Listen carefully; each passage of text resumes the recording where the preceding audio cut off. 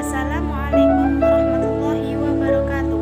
Perkenalkan, nama saya Fitratul Istiqomah, NIM 12209193131 dari jurusan Tadris Ilmu Pengetahuan Sosial Universitas Islam Negeri Syed Ali Rahmatullah Tulungagung. Di sini saya akan membuat video pembelajaran dengan materi penyimpangan sosial. Selamat mendengarkan. Sebelum masuk ke materi, perlu dipahami apa SK dan KD dari pembelajaran ini. Standar kompetensi dari pembelajaran ini ialah untuk memahami penyimpangan sosial yang terjadi di lingkungan sekitar. Sedangkan untuk kompetensi dasarnya yaitu mengidentifikasi lingkungan sekitar terkait penyimpangan sosial.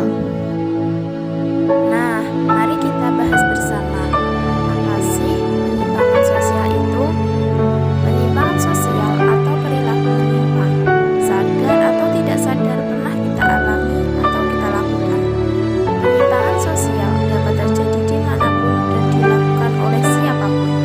Sejauh mana penyimpangan itu terjadi, besar atau kecil, dalam skala luas atau sempit, tentu akan berakibat terganggunya keseimbangan kehidupan dalam masyarakat.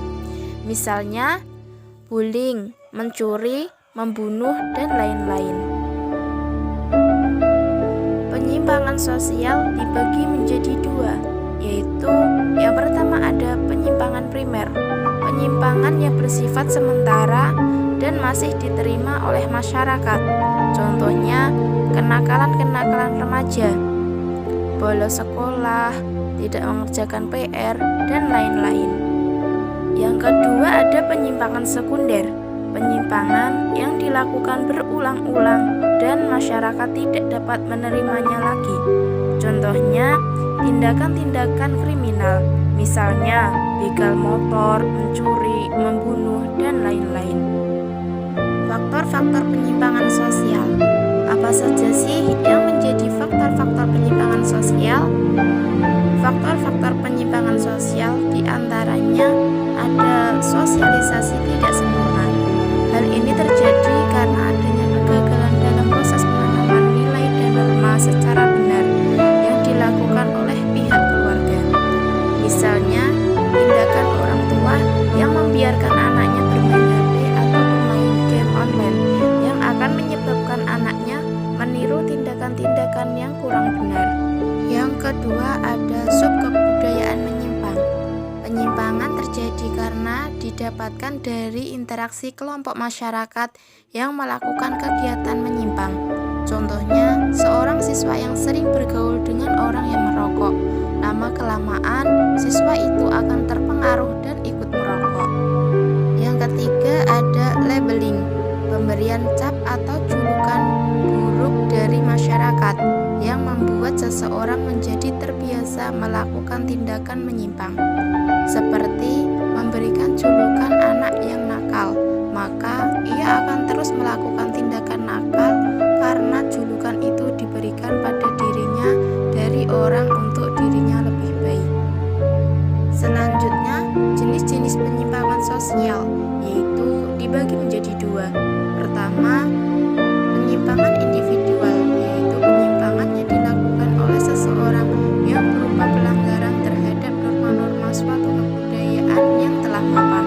Contohnya ialah penyalahgunaan narkoba, proses sosialisasi yang tidak sempurna, pelacur, penyimpangan seksual, tindak kejahatan atau kriminal, gaya hidup.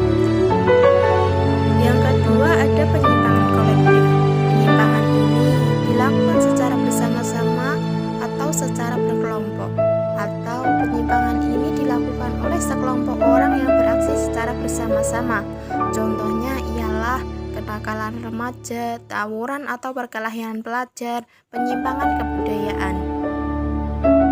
Adapun data penyimpangan sosial, misalnya jumlah kasus kekerasan di Sumatera Selatan pada tahun 2020. Dari data tersebut terbukti masih banyak tindak penyimpangan sosial yang terjadi di lingkungan masyarakat.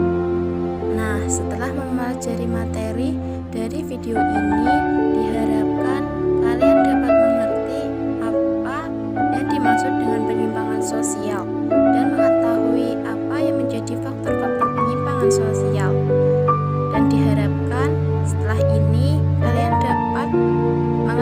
soal-soal yang ada di